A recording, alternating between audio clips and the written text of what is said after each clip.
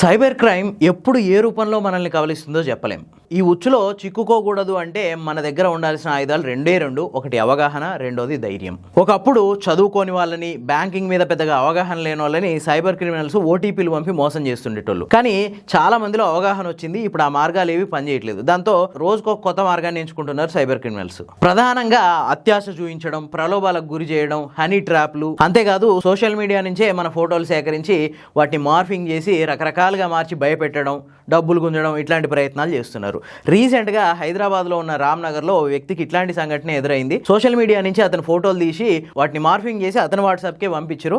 అర్జెంటుగా 3,000 రూపాయలు పంపకుంటే ఇది మొత్తం మీ చుట్టాలందరికీ పంపిస్తాం, అంతేకాదు మీ ఇంట్లో వాళ్ళ ఫోటోలు కూడా మా దగ్గర ఉన్నాయి, వాళ్ళవి కూడా ఇట్లనే మార్ఫింగ్ చేసి పంపిస్తాం అని చెప్పి భయపెట్టారు.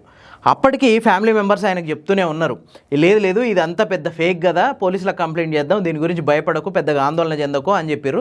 కానీ అతడు మాత్రం ఆ మార్ఫింగ్ ఫోటోల్ని తీవ్ర అవమానంగా భావించి సూసైడ్ చేసుకున్నాడు. ఇట్లాంటి ఘటనలు ఎదురైనప్పుడు మనకు కావాల్సింది ఫస్ట్ ధైర్యం. వాళ్ళ బ్లాక్మెయిల్కి భయపడకుండా పోలీసులకు కంప్లైంట్ చేయండి ఫస్ట్. లేదు పోలీస్ స్టేషన్కి వెళ్ళడానికి కూడా భయంగా ఉందంటే 1930 అనే సైబర్ క్రైమ్ హెల్ప్ లైన్ కూడా కాల్ చేసి మీరు కంప్లైంట్ ఇవ్వచ్చు. అంతే తప్ప డబ్బులు చెల్లిస్తే సమస్య తీరదు, అట్లాగే ధైర్యం కోల్పోయి ఇట్లాంటి పిచ్చి పనులు చేస్తే కూడా సమస్య తీరదు. ఈ సమస్యకి పరిష్కారం ధైర్యమే.